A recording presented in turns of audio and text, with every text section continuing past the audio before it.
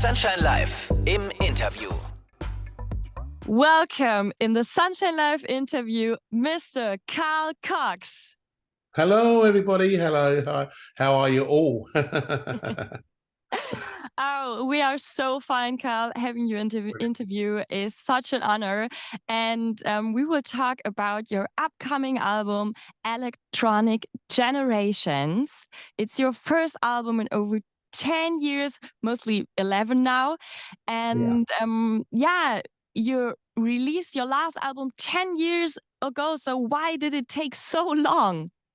Yeah, so to be honest, I mean, since my first album, at the end of the cliche, it's called, the idea of me making music was always something that I've always strived to do. I love the idea of being creative and, and driving the dance floor man with my idea of music all the way. And I've never been able to just be an artist just to put out an EP or a club track or just some. I've got so much more water in my well of how I really want people to understand that the music that I want you to hear is a journey of who I am and my sound.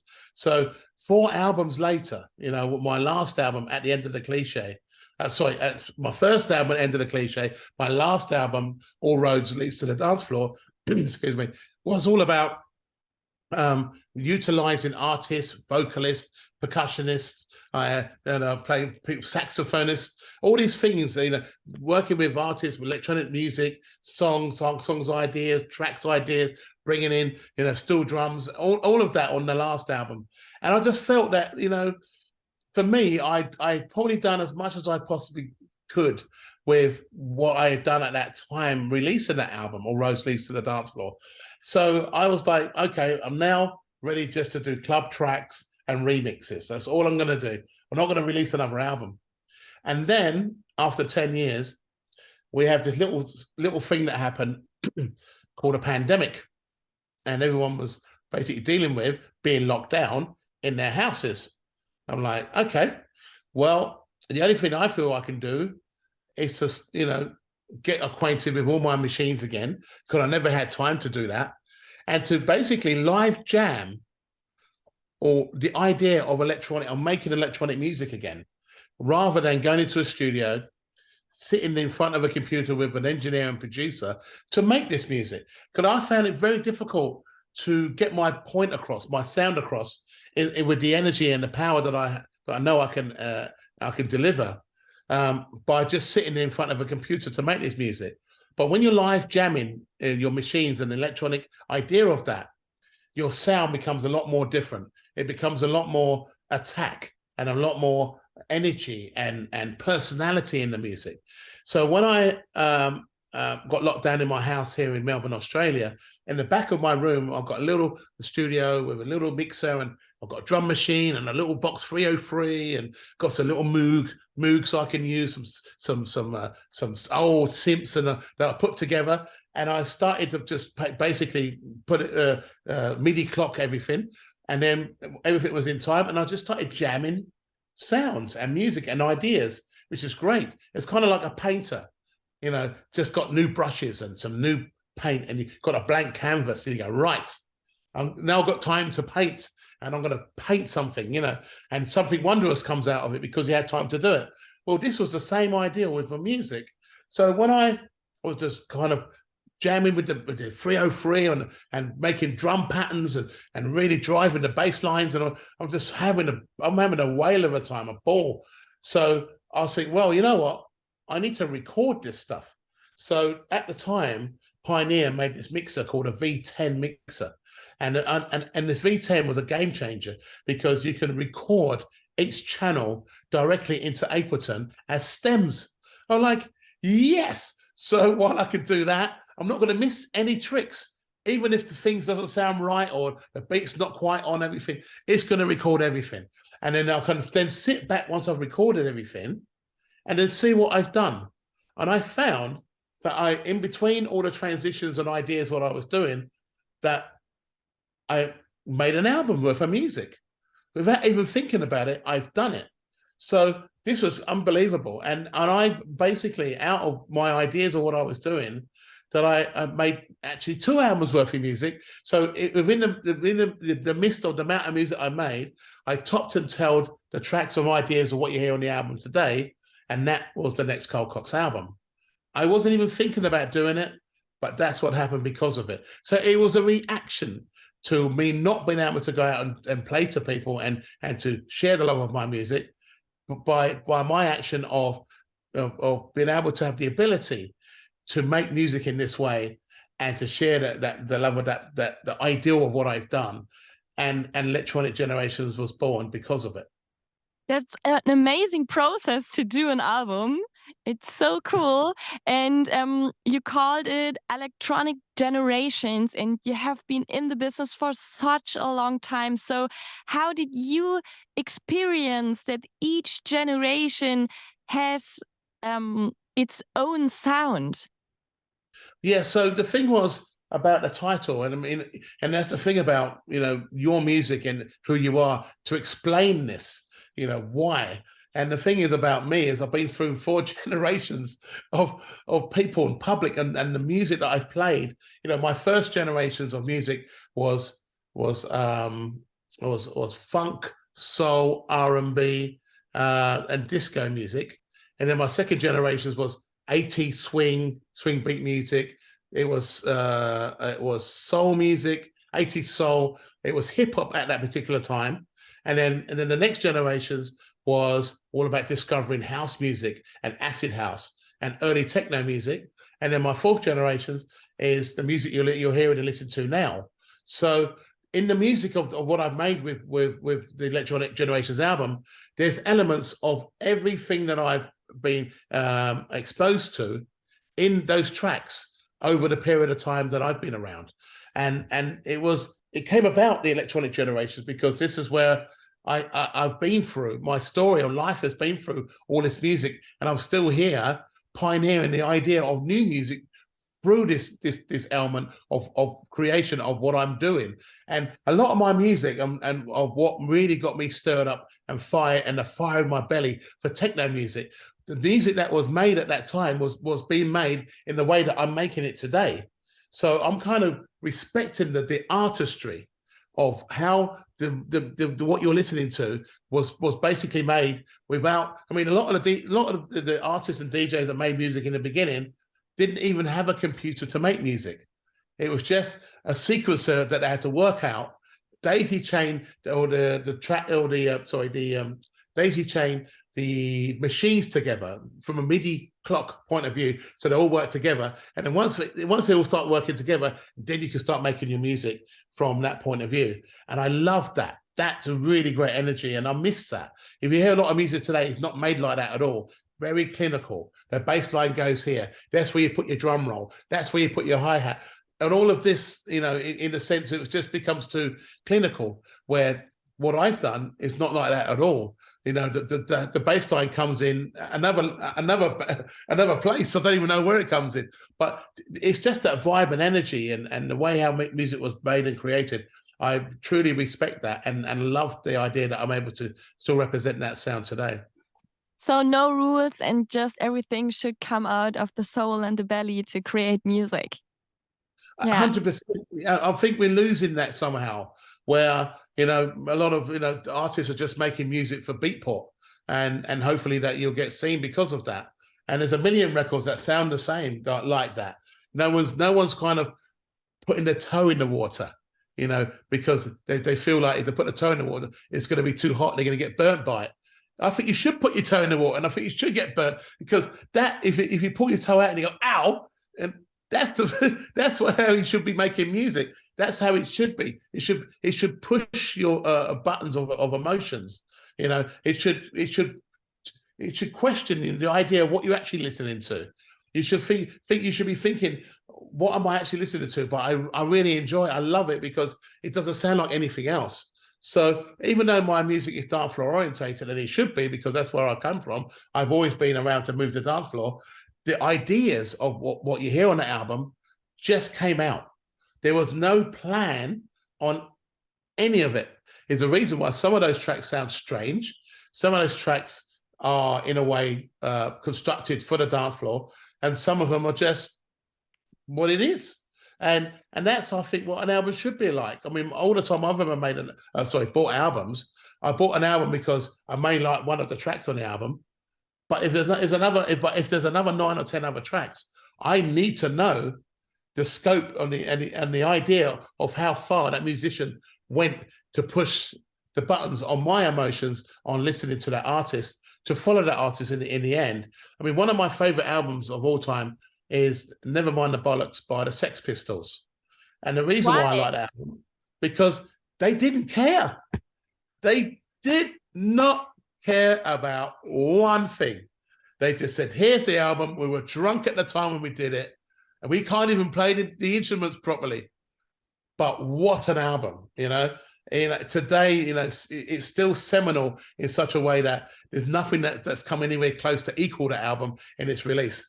Of course. So Carl Cox is a Sex Pistols fan. Punk, man. You know what I mean? Cross the line. Do it. We can do it. Don't be scared. And my album has an element of that. At the end of the day, I could have made a nice EDM album and be nice and sugary sweet and put vocals all over it. No. Why would I? I've done it before. I've already done it. So my album doesn't have ballads. There's nothing. There's some harsh sounds on it. It's not particularly fast. Doesn't have to be. But the energy, you feel it. It's in there, and that's how I feel. I feel now is the time to really push the buttons, go out, be creative. We've been locked down for over 2 years. It's time to come out with something else, do something else. And that's what I've done with this album. Like I said, I wasn't even looking to release another album, but it happened. So in some ways, you just cannot stop creativity. You can't stop my creativity based on what I've done here and what I'm doing, because now not only have I made this album, I'm performing this music live in front of a live audience. So this album you're going to hear time and time again, because that's what I'm making and playing in front of your very ears. So, for me, this is the beginning of something great as far as I'm concerned. Just like the first time somebody saw me playing on 3 turntables. When they first saw me playing 3, a lot of people thought it couldn't be done. Oh my God, there's a DJ that played 3 turntables. Who is this? What's his name? It's Carl Cox. We got to go and see him. And they all stand there with their arms folded going, okay, show me. And I'll be like, 1, 2, 3. And they're like, wow, he's amazing. Oh my God, do that again. And I'll be like, yeah, no worries. With another record, bang, bang, bang. And I'll do it all day long. It's just something I knew I could do. So, there has to be an art of performance as a DJ now, in the end of the day, to get you across as an artist, you across as a person that understands the reasons why you're standing in front of thousands of people, sharing the love of music in a way that you're teaching people that there's still, room for improvement in the music that we are involved in at this particular moment in time. And I'm really enjoying, the idea that as big as I am, that I'm able to still step back and be as underground as I really want to be. Still, I've always said that the underground fuels the overground. At the end of the day. So much time to practice the thing with the players, because you bought your first record player set when you were 15. So yes. Do you remember how much did that cost? So my first kind of unit that I had bought was from my mother. And my mum used to have the opportunity to run a mail order catalogue called Freeman's. And in the mail order catalogue, you could buy bras, panties, tools, you could buy curtains, and you could buy a disco unit. What? I said, okay, Mum, can you get this for me? She said, I'll get it for you as long as you pay for it on a weekly basis. So I said, no problem. I respect my mum. I went out and I whatever I could do to earn money, I would do it, give her the money every week. And eventually I paid for it and I had it. And the thing is about this unit was that it was a proper disco console, 2 turntables, a little mixer. It wasn't like what everyone has today, the Rolls Royce of everything. Mine was very basic by what I had started on. And then I had to learn the art of mixing on two turntables that were belt driven, not direct drive and a pitch, just that one turntable was faster than the other turntable. So what I used to do is put the fast record on the slow turntable and the slow record on the fast turntable, and hopefully, roughly, when you mix them in, they would be more or less in time. That's how I learned. And I did that, and I'd learned for minimum 5 years until I went out and go, right, I can beat match perfectly any record you give me, anything. That's a perfect advice. A perfect advice for everyone. Just buy such a basic thing. Totally basic. You know, you don't have to have the best equipment to be the best mixer. You just have to understand the ethos of how, and understand how it works. If I put the fast record on the fast turntable and a slow record on a slow turntable, they would never, ever mix, because the fast record will always be going faster and the slow record would be going so slow it wouldn't catch up. So it was just a point of genius, a point of the ideal of it. It made me think of how you mix records together. So when I eventually was able to work on the Rolls Royce of turntables, you know, the Technics 1200s, Mark 1, 2, Mark 3, we'll call them whatever you like, but they had direct drive and pitch control. If a record was faster than the other record was slower, then you just pitched them to get them to the correct speed. And if you knew your beats, you count on your beats, 1, 2, 3, 4, and the other record was like 1, 2, 3, 4. By rights, if you start them together, you should be able to mix them seamlessly together, knowing where they are. And that is the art of DJing and the art of mixing in the end of the day.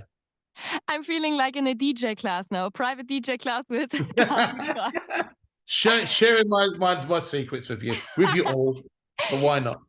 So you have so many records, like vinyls, like 150,000 or more or less. And more or less, yes. Do you know about each one, or is there a moment you pull something out and are like, oh wow, I have this? Oh yeah, I have no clue where any of it is. None at all. You know, the only thing that I have as a kind of sequence in some ways is that, you know, I have a lot of my records in year order.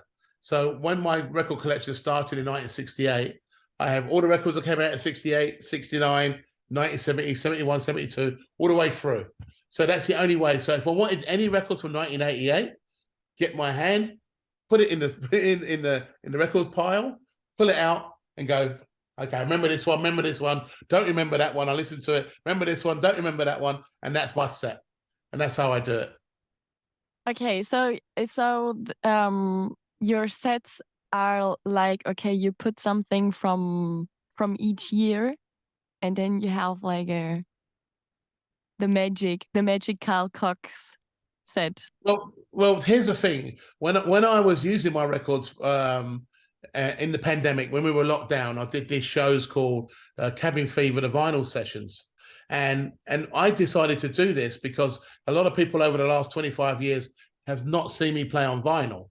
So rather than me playing new music or playing from computer or CDJs, I'm like, right, you lot haven't seen me play on turntables, so here we are. I've got all my music, hip hop, I've got house music, I've got reggae, I've got everything in there, and I'm going to play all this music and get you to understand where I came from in the end of the day, for me to be where I am today. And that was a great thing for me to be doing, because I loved listening to records I have not heard for years. I was in tears on some of the records I heard, because, you know, I just know how music makes me feel sometimes. And some records are just so amazing, you know, how the message gets across to you that you kind of well up and go, wow, you know, that's how it made you feel. And I had quite a few of those moments with a lot of the records that I had played over. I mean, I was only expected to do maybe four weeks of shows. A pandemic, we're locked down. Maybe we're going to be locked down for a month. You know, when I get to show 46 and show 47 and show 48, I'm like, oh my God, this is nearly a year worth of live Cabin Fever shows. And we got to a year, 52 shows. So as I was going, every week I would choose a different year of my life of music, whether it be the 80s, whether it be the 70s or the 60s, but that's what I would do. But then one of the shows I thought, what can I do to make this really, really interesting? I'm going to do a show called Pick and Mix. So that meant that whatever area I went, I'll just grab a whole bunch of records, pick, and I would mix them directly. So who knows how that was going to come out. But every time I played a record, I had to listen to it and then go, right, okay, boom, put it in. I don't even know if they mixed it or in key, whatever. But it challenged me, which challenged people to listen, to think, wow, what's going to happen here? And the Pick and Mix shows was the ones that was most listened to, because I think the idea of it was that it was so instantaneous that I would go, wow, what a tune, this is amazing. I have no idea I had that, you know, for the listener going, wow, I didn't even know that existed, that record, you know, and here it is. You know, there's no, I don't think there was any DJ in the entire planet that did what I had done over that time at all, you know, because it was a time for people to go, right, we're locked down. I'm going to play my latest record. I'm going to play techno music. I'm going to do, you know, play drum rave music. But I was like, I'm going to give you my history of what got me here in the first place and have fun with it. And this was really great. You know, I was so proud to get to 52 weeks with those live shows. They take a lot to do because, you know, you can't just get a whole bunch of records really and just play them. There has to be some sort of research to them, you know, based on me relearning the idea of the history of these tracks and putting that over to people who have never even heard me speak before, based on my history of music and love for music. So I was very, very happy and proud to have done those shows in that way and utilize my records in the end of the day because of it. Do you remember such an emotional moment with one special track? Yeah, it's a track by a lady called D.D. Bridgewater called Lonely Disco Dancer. And it's unbelievable. It's the musicality, how she sings, beautiful, the strings, the arrangement. It's one of the most perfect records ever made. It was never one of the biggest records ever made, because it was one of those records that you if you knew about it, you knew the idea of it. So it was all about the disco era and someone that loved to dance on the dance floor, that was basically dancing around people but felt that they was dancing on their own. So they felt lonely about that. But the way how she sings the record, she really sings it with conviction that you're the person that's the lonely disco dancer. And I'm just like, oh my God, how awesome is this tune? And when I was playing it on Cabin Fever, I had tears in my eyes. I was like, and I was telling people, I said, that was emotional. It was an emotional, that was amazing to hear that record again in such a way. And funny enough, I had it again in my car today. I didn't tear up today, but I was just like, appreciate it. I appreciate music so much that's how it makes me feel. And there should be times like that where music evokes your emotion. Yeah, that's so nice that music brings you up to feel emotions most of the time you don't know that you have. Then absolutely, yes. And there's another record actually, is Kings of Tomorrow, finally, the Danny Tenaglia remix. That track also brought me to tears. You know, and when I first heard it, I played it again and again and again and again, and I'm just like, time and time again, yeah, time and time again. You know, I mean, wow, what a tune! I mean, again, it evokes the emotions. You know, when Danny made that record, I called Danny Tenaglia up when I heard that he had done that track and how it made me feel, and he was crying because he was like, when he made the record, he was like, wow, the strings and the arrangement and the sentiment of that is emotional. But when people hear that record finally and the way she sings it is incredible. You know, it's we're losing elements of that somehow, in, you know, being lost right now in some way. And everyone's just dumping up and down and just dances to a drop, where the musicality is where it makes you feel and think about music a lot more these days. And we're kind of missing a lot of that, and I miss a lot of that. So my album capture a little bit of emotion of that with some of the tracks that I've done, because that's who I am. I'm trying to bring back a little bit of soul to what's going on out there today. That's amazing, because as you said, like the trend, like going up to 150 BPM and more. Yeah. And it's like just bam, bam, bam, bam, bam, and all the kids are going crazy. And I think all the other people are a little bit older, or for me, it was I started listening to electronic music when it was like this minimal vibe, and we are all like, "What's going on?" Like it's just like, ooh, it's not with emotions. There are no feelings more in it. So No. It's a strange. reaction. Yeah, it's a reaction to what's going on in the world at the moment. Nobody really wants to think about it anymore. They just want to just go, I don't care. Bang, bang, bang, bang, bang. Next record, bang, bang, bang. Next DJ, and that's fine. I think there's room for that. In the end of the day, over the course of my history of DJing, I've played up to 180 BPM gabba music, like hard industrial speed gabba. But it gets to a point where there's no soul to it. There's no real feeling. It's just a reaction against society. And that's what's happening here at the moment with the now generation. They don't care. There's no filter. If you look at what happens on Twitter and Facebook and Instagram, if you put a picture up on you and Instagram at a nice place in a nice dress and sunset and everything, and everyone has an opinion about that. Oh, I don't like the dress she's wearing. Oh, what she's done with her hair. I wish I could be there. I mean, I should be there instead of her. And you're like, it's just a picture about a moment in my life. And that's it. There's nothing more to it.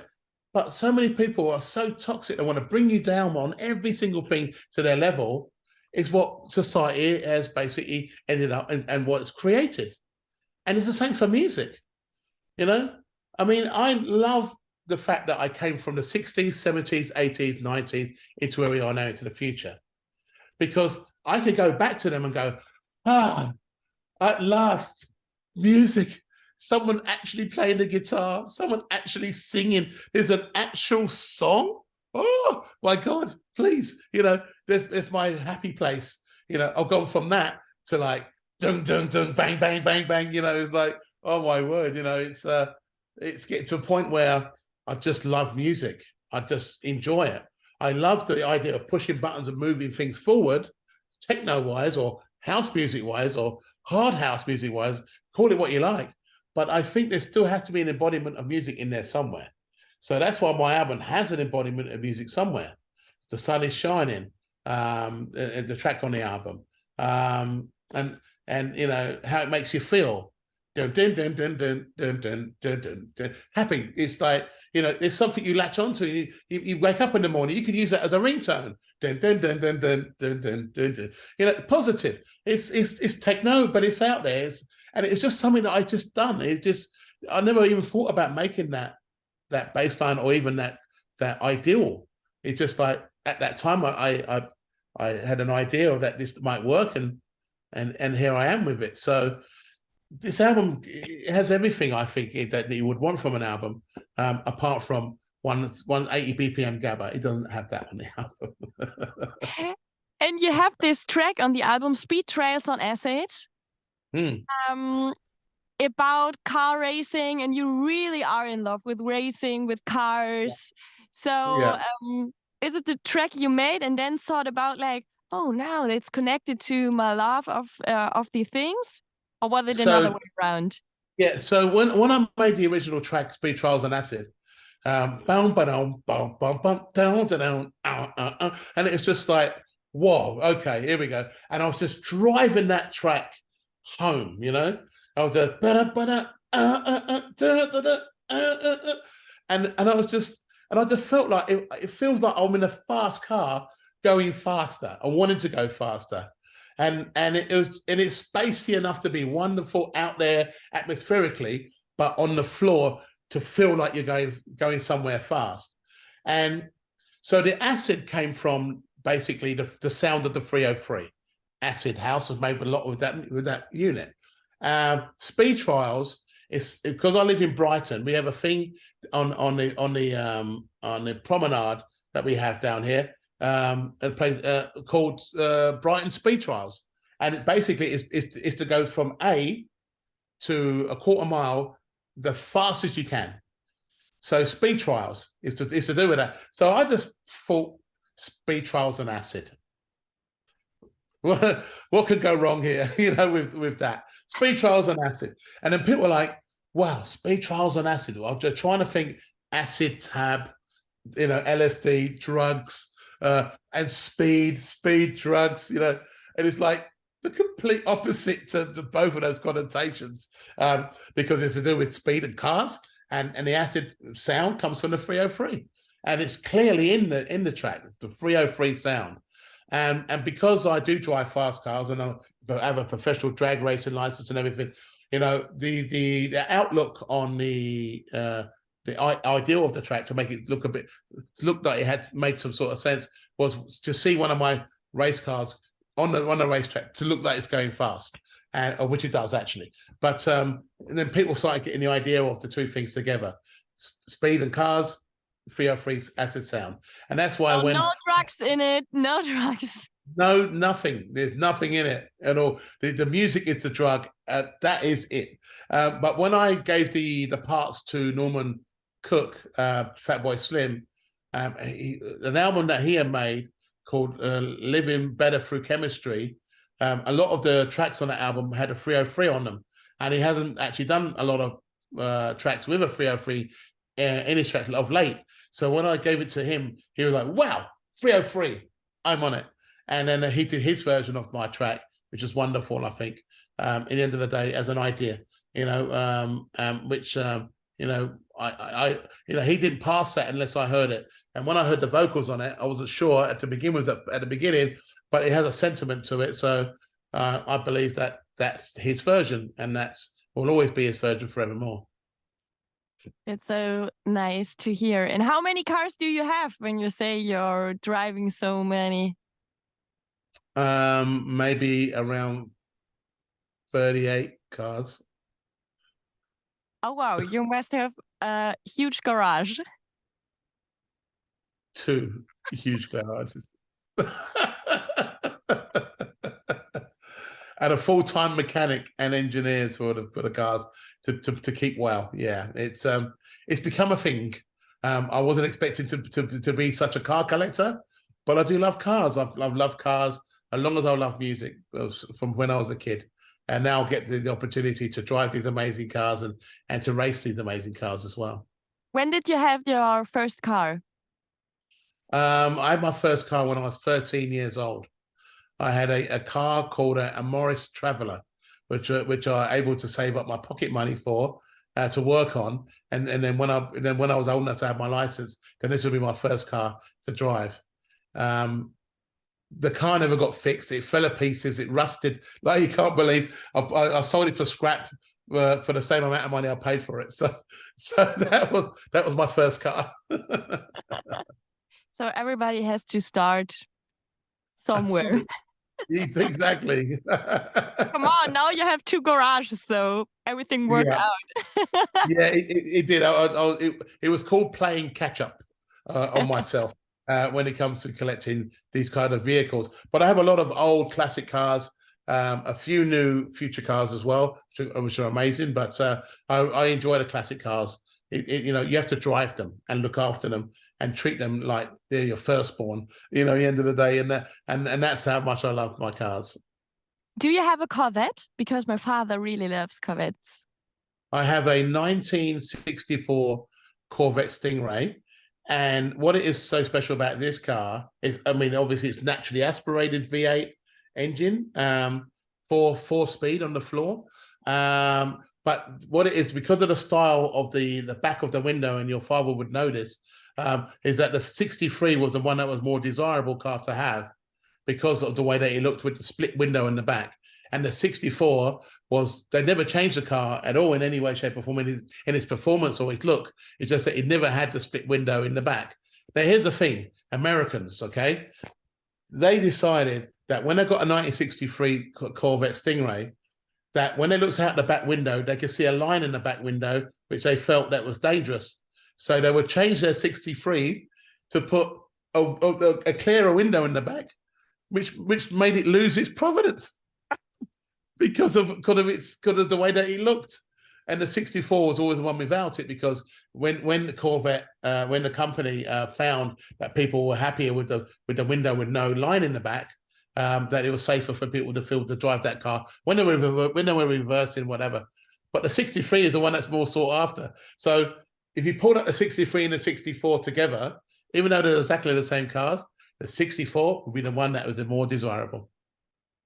Okay, now I'm in a car history class with Carl Cox. So yes, you are.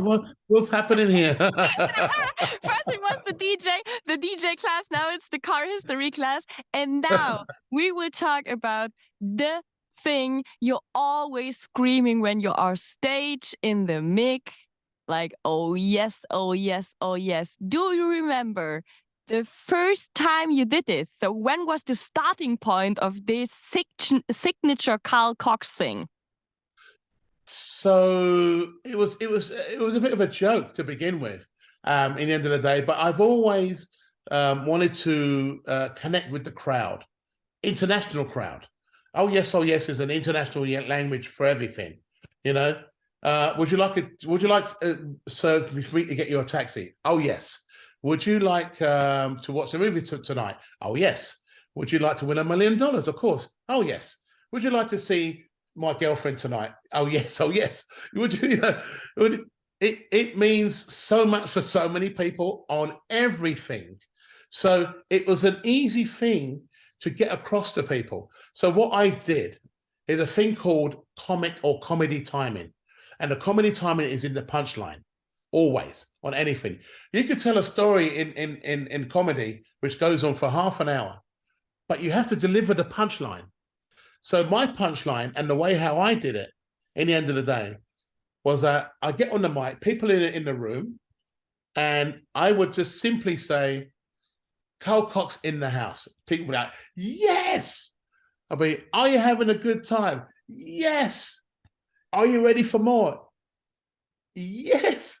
And I said, okay, here we go. And I go, 1, 2, 3, take the bass out of the record. Oh, yes, oh. And on the last yes, put the bass back in on the 1. Oh, yes, oh, boom. You know, lasers would go on, the confetti cannon would come out, CO2 would come out. And it was a moment every single time that people remember. No matter what happened, they remember the time that I did this. And then I was doing it in a lot of my shows around about, I think, 2005, 2006, where it all started. And it all started from Space Club in Ibiza.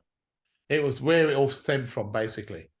And then after a while, I thought, well, it's a bit of a gimmick. So for the next kind of shows, I'm not going to do oh yes, oh yes. I'm not even going to get on the mic. I'm just going to be like a moody DJ, just play, you know.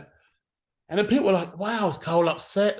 Is someone in his family died? And, you know, is he not well? Why hasn't he got on the mic? You know, why doesn't he say, oh, yes, this is one of the things I come to hear and do. I want him to talk to me, you know? So when I didn't do it, people got upset. They were like, wow, what's happened? And I felt this and I heard it and I was like, there you go. It's something that I have to do. Connect with people. You know, there's so many technical aspects to what we do as DJs and artists now, with the light show, with the confetti cannon, with you know, fireworks, and you know, when we play in all these electronic instruments and that.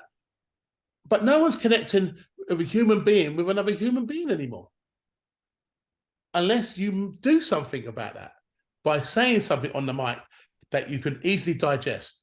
So anyone from Spain, Italy, Japan, you know, anywhere in the world knows, oh yes, oh yes. And that for me is something that people remember me for, based on how, whatever the way you used it or anyone else used it, you remember who basically got it across the line in some way which mattered to you. So once I started doing it again, it became something that I had to do. Not always. Sometimes I don't always do it because there's no necessary. If the room's rocking, it's going really well, I'll just let the music do the talking. But if the room needs a bit of a pickup or something, or people go, okay, I want to feel Carl's energy or something from me, I could feel it. And as soon as I say something, party reignites again. We're on. Let's go. Oh yes. Oh yeah. Bang, bang on the one. Boom. Here we go. And this is how it's become for me. It's something of which I have adopted, and something which nobody wants me to let go at all. And everything starts with a joke, like always. It was funny, I had a friend of mine. He had an idea to make these A4 sheets of paper with oh yes bubble, oh yes sorry, and he handed it around to everyone in the dance floor. So when I said oh yes, everyone had this piece of paper like a bubble going oh yes. I was like, oh my god, what's going on? And then this became a thing too.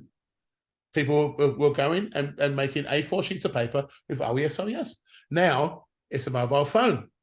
People go, oh yes, please. And I look at it, if enough phones go up, I go, okay. Carl Cox in the house, oh yes, oh boom. Yeah. And everyone goes, ah. They got their moment, connected with that individual person, made their night, memorable. It's not hard to do something sometimes for some people, at the end of the day. And that's, for me, it's just one thing I know I can gift, very much so, which doesn't cost any time or anything apart from the time that it takes me to do it. And that's it. And you give us this amazing album, comes out in December. We will present it as an album of the week. So the whole week. Fantastic. Yeah, wow. In December, hopefully, when it will be. Is it now finally the 2nd of December? Because we're always like, oh no, now we have to go back. You have no idea what's been going on with this release of this bloody album. It's been an absolute nightmare of the reason why it got basically pushed back. One of the reasons why it's taken a little while, because I want to release the album in its entirety. So I want to release it for all the download platforms and the physical album as well, all together. I didn't want to release the digital version and not the album. It needs to all come out at one. And unfortunately, the company that was basically pressing the lacquers for the vinyl to be made accidentally broke the lacquers. Oh no. So we couldn't print the vinyl until we had to get the machine to get the new lacquers on.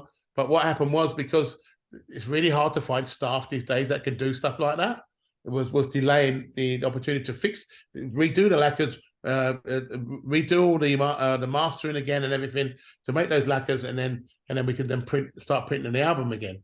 So that's one of the reasons of why it took so long to come back out. But I can guarantee you today that it is definitely coming out on the 2nd of December, 100%. Yes.